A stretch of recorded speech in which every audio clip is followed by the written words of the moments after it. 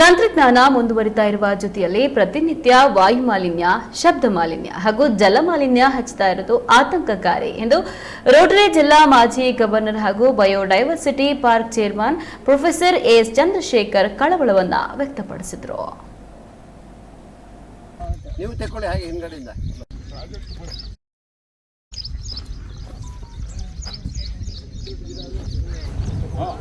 ನಗರದ ಹೊರವಲಯದಲ್ಲಿ ಇರುವ ರೋಟರಿ ಬಯೋಡೈವರ್ಸಿಟಿ ಪಾರ್ಕ್ನಲ್ಲಿ ಶಿವಮೊಗ್ಗ ನಗರದ ಎಲ್ಲಾ ರೋಟರಿ ಕ್ಲಬ್ಗಳ ಸಹಯೋಗದಲ್ಲಿ ಆಯೋಜಿಸಿದ ವಿಶ್ವ ಪರಿಸರ ದಿನಾಚರಣೆಯಲ್ಲಿ ಮಾತನಾಡಿ, ಪರಿಸರ ಮಾಲಿನ್ಯ ಹೆಚ್ಚುತ್ತಾ ಇರೋದ್ರಿಂದ ಮನುಷ್ಯನ ಜೀವಿತಾವಧಿ ಕಡಿಮೆ ಆಗ್ತಿದೆ. ಪರಿಸರವನ್ನ ಸರಿಯಾಗಿ ಸಂರಕ್ಷಣೆ ಮಾಡದೇ ಇದ್ರೆ ಮನುಕುಲಕ್ಕೆ ತುಂಬಾ ಪರಿಣಾಮಕಾರಿಯಾದ ಅನಾಹುತ ಆಗ್ತದೆ ಎಂದು ತಿಳಿಸಿದರು.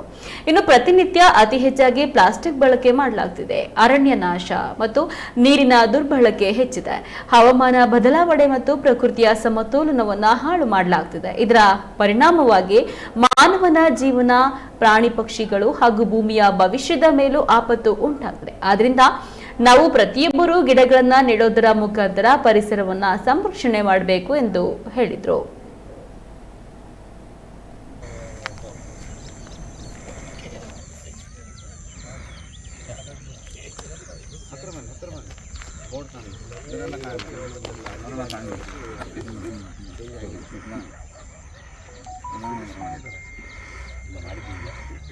ಹುಗಿ ಸರ್, ಬೇಗ ಬನ್ರಿ. ಲೇಟ್ ಮಾಡಿದ ಅವನಿಗಿಂತ ಸುಮ್ಮನೆ ಎಲ್ಲರಿಗೂ ನಮಸ್ಕಾರ. ಇವತ್ತು ವಿಶ್ವ ಪರಿಸರ ದಿನ. ವಿಶ್ವ ಪರಿಸರ ದಿನ ಅಂದರೆ ಇಡೀ ಪ್ರಪಂಚದಲ್ಲಿ ಎಲ್ಲ ದೇಶಗಳಲ್ಲಿ, ಎಲ್ಲ ರಾಜ್ಯಗಳಲ್ಲಿ, ಎಲ್ಲ ನಗರಗಳಲ್ಲಿ, ಎಲ್ಲ ಪಟ್ಟಣದಲ್ಲಿ, ಎಲ್ಲ ಗ್ರಾಮಗಳಲ್ಲಿ ಸಹ ಎಲ್ಲ ಸಮುದಾಯದಲ್ಲಿ ಇವತ್ತು ವಿಶ್ವ ಪರಿಸರ ದಿನಾಚರಣೆ ನಡೀತಾ ಇದೆ. ಈ ಪರಿಸರ ದಿನಾಚರಣೆ ಪ್ರಾರಂಭ ಆಗಿದ್ದು 1972ನೇ ವರ್ಷದಲ್ಲಿ.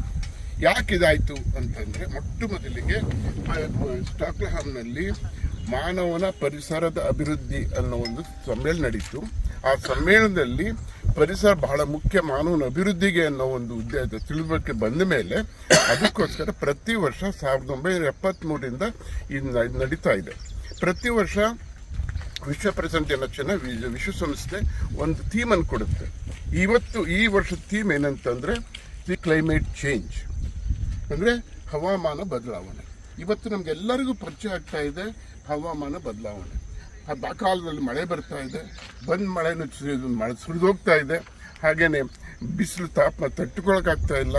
ಹಾಗೆ ನೆಲ ಕುಸಿತಾ ಇದೆ, ಫ್ಲಡ್ಸ್ ಆಗ್ತಾ ಇದೆ. ಇವೆಲ್ಲ ಯಾಕೆ ಆಗ್ತಾ ಇದೆ ಅಂತ ಅಂದ್ಕೊಳ್ತೀವಿ, ಸುಮ್ಮನೆ ಇತ್ತು. ಇವೆಲ್ಲದಕ್ಕೂ ಕಾರಣ ನಮ್ಮ ಪರಿಸರದ ತೊಂದರೆ ಆಗಿರೋದು, ಪರಿಸರದ ಇಂಬ್ಯಾಲೆನ್ಸ್ ಆಗಿರೋದು, ಸಮತೋಲನ ತಪ್ಪಿರೋದು. ಆ ಪರಿಸರ ತಪ್ಪೋದಕ್ಕೆ ಮುಖ್ಯ ಕಾರಣ ನಮ್ಮಲ್ಲಿ ಇದು ಕಾರ್ಬನ್ ಡೈಆಕ್ಸೈಡು ಮತ್ತು ಗ್ರೀನ್ ಗ್ಯಾಸಸ್ನ ಜಾಸ್ತಿ ಆಗಿರೋದು ಒಂದು. ಎರಡನೇದು, ನಾವು ಮರಗಿಡಗಳನ್ನು ಹಾಳು ಮಾಡಿರೋದು, ಫಾರೆಸ್ಟನ್ನು ಹಾಳು ಮಾಡಿರೋದು. ಮೂರನೇದು, ಹೆಚ್ಚಾಗಿ ನಾವು ಪ್ಲಾಸ್ಟಿಕ್ಕನ್ನು ಬಳಸ್ತಾ ಇರೋದು. ನಾಲ್ಕನೇದು, ನೀರನ್ನು ನಾವು ಭಾಳ ನಿಮ್ಮ ಗಿಡ ಇಟ್ಟಿದ್ದು ನೀವೇ ನಿಮಗೆ ಒಂದು ಮಾಡಿ ನಿಮ್ಗೊಂದು ಅದನ್ನು ಫೋಟೋನೇ ಕಳಿಸ್ಕೊಡ್ತೀವಿ, ಸಾಫ್ಟ್ ಕಾಪಿನ.